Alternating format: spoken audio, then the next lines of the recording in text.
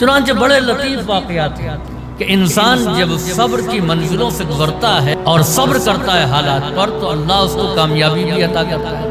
چنانچہ اصمعی بہت بڑا عالم گزرا ہے، اس کے بچپنے کے حالات بڑے ہی افلاس زدہ غربت زدہ تھے، اس کے پاس کبھی کبھی کھانے کو نہیں ہوتا تھا۔ یہ کتاب لیے ہوئے، قلم ہاتھ میں لیے ہوئے اپنے گھر سے روزانہ اپنے مدرسے جاتا تھا۔ اس کے محلے میں ایک سبزی فروش تھا، وہ جب اس کو دیکھتا تھا اس حالت میں اور اس کیفیت میں تو اس کو ٹوکتا تھا، منع کرتا تھا، کیا کر رہے ہو، اپنا وقت ضائع کر رہے ہو، کوئی کام دھندا کرو تاکہ 2 وقت کی روٹی ملے، پیٹ بھر جائے، اس سے کیا فائدہ ہے۔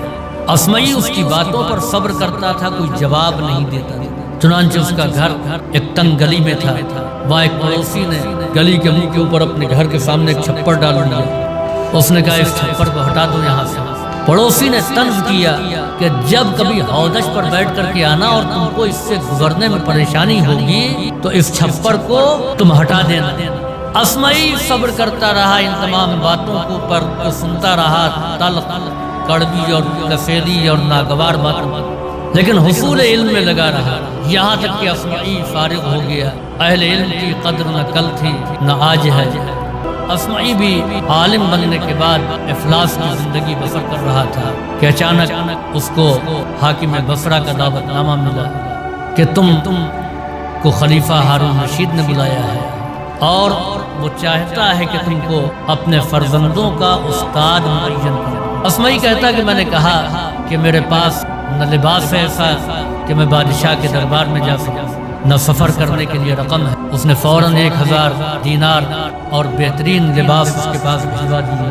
اصمعی وہاں سے بغداد آیا، ہارون رشید کے فرزندوں کا استاد معین ہو گیا، تعلیم دینے لگا، اور چنانچہ جب ان کی تعلیم مکمل ہو گئی، اصمعی کہتا ہے کہ میں نے مامون اور امین ان دونوں کو تو کچھ سکھانا تھا سکھا دیا، تقریر میں بھی طاق کر دیا۔ ہارون نے کہا میں چاہتا ہوں ان کی خطابت کا امتحان ہو جائے۔ دونوں نے تقریریں کی، بادشاہ خوش ہوا، درباری خوش ہوئے، انعامات سے نوازا گیا۔ اصمعی وہاں سے رخصت ہوا، اپنے وطن آیا۔ خلیفہ نے حاکم بصرہ کو حکم دیا کہ تم اس کے استقبال کے لیے آؤ، شایان شان استقبال کرو اور اس کے گھر میں ہر دوسرے چوتھے دن حاضری دو۔ چنانچہ اصمعی اپنے شہر میں داخل ہوا۔ حاکم بصرہ نے اس کے لیے ایک بہت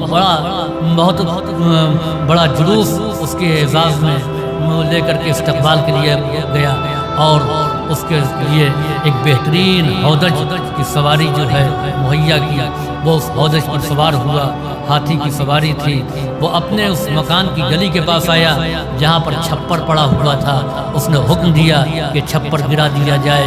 وہ پڑوسی بھی آیا، اس نے اس اصمعی کو دیکھا، اس کی شان کو دیکھا، خاموشی سے اس کے جاہ و جلال کو دیکھا، سر جھکا کر کے اس کے سامنے کھڑا ہو گیا۔ اصمعی اپنے گھر پر آیا، تمام لوگ مبارکباد دینے کے لیے آئے۔ وہ سبزی فروش بھی آیا جو یہ کہتا تھا کہ یاد رکھو کہ تمہارے یہ تعلیم بیکار ہے، اس سے 2 وقت کی روٹی نہیں ملنے والی ہے۔ اپنے قلم کو، اپنی کاپیوں کو ذرا پانی سے بھگو دو تاکہ ہرے ہو جائیں۔ اصمعی نے کہا تم نے دیکھا کہ قلم اور کاغذ کیسے سبز ہوتے ہیں، کیسے ہرے ہوتے ہیں، اور علم کا ثمر کس طریقے سے اگتا ہے۔ یاد رکھو کہ اگر کل ہم تمہاری ناگوار باتوں پر صبر نہ کرتے اور اپنی تعلیم کو چھوڑ دیتے تو آج اس منزل تک نہ پہنچتے۔